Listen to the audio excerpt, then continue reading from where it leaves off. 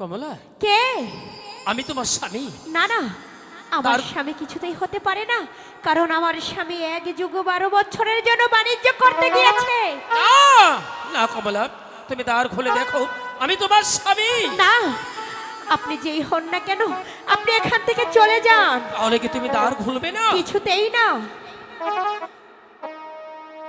দ্বার খুলো, দ্বার খুলো গো কমলা। না না, আমি কিছুতেই দ্বার খুলবো না। কমলা, দ্বার খুলে দাও তুমি,